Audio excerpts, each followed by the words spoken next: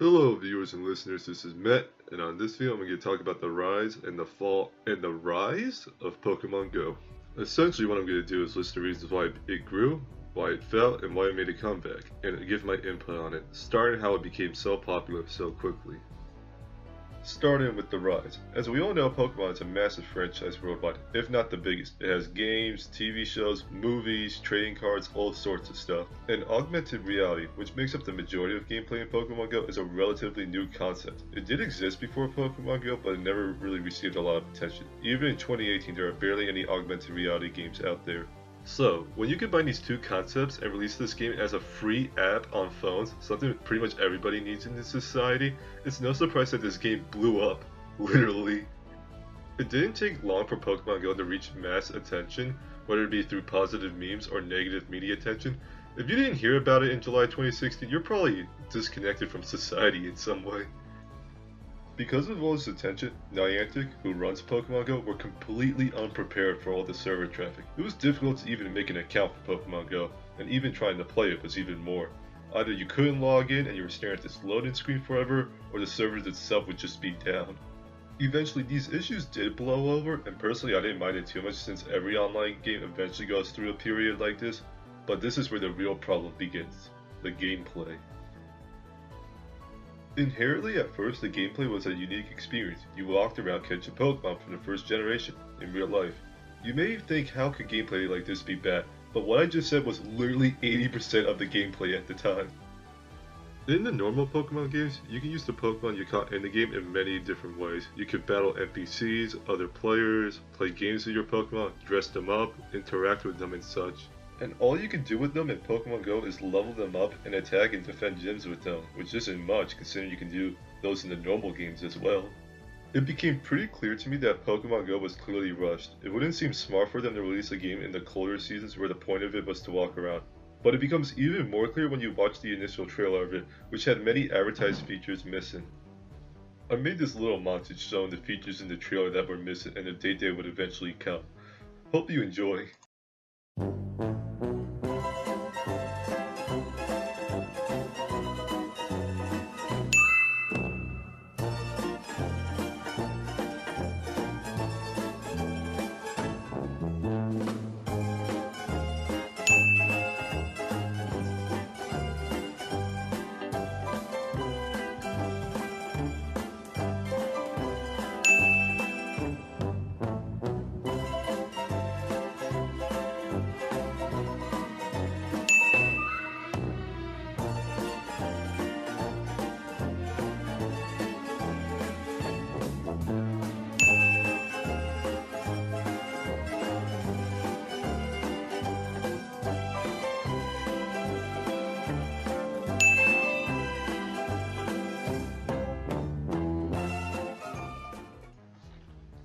Alright, back to the main video. You may have noticed large jumps between the time of these major feature releases. So what was going on between these updates?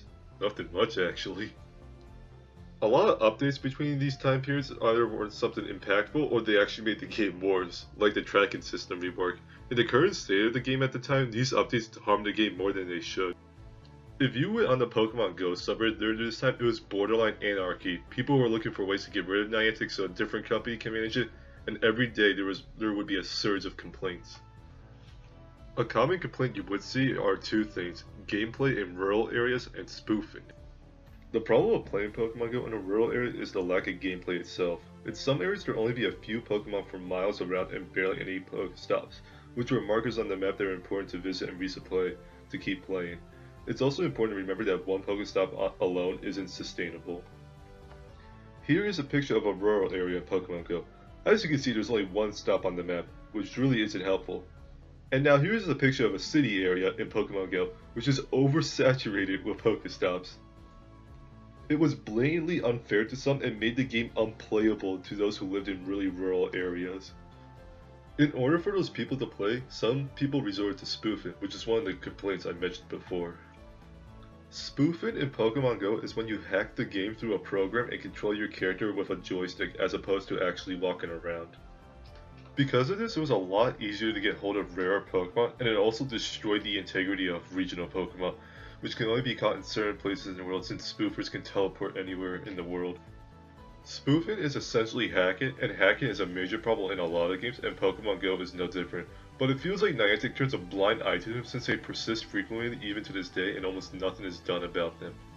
Eventually, the bad game design, poor gameplay experience, boring and bad updates, and spoofing would destroy my motivation to play in the fall of 2017.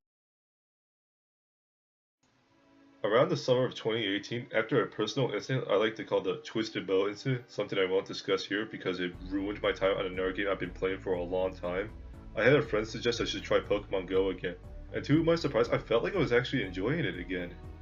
There was now actual things to do in the game besides catching Pokemon and fighting gyms.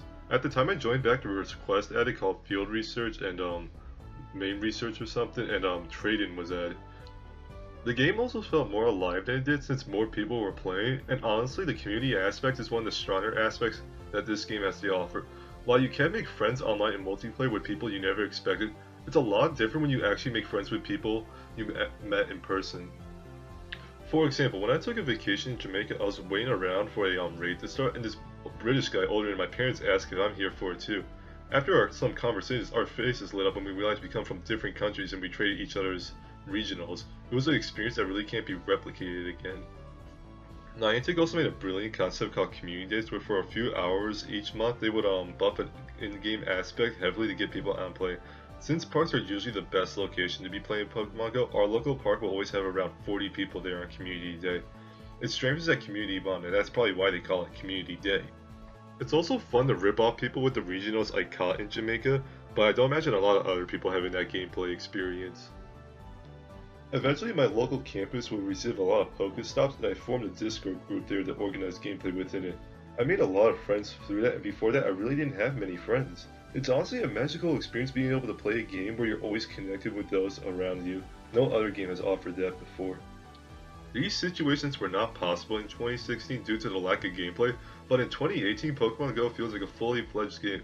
Sometimes rushing the game can really kill off a lot of its potential base, kinda like No Man's Sky, but if you were deterred before, I recommend you try picking it up again.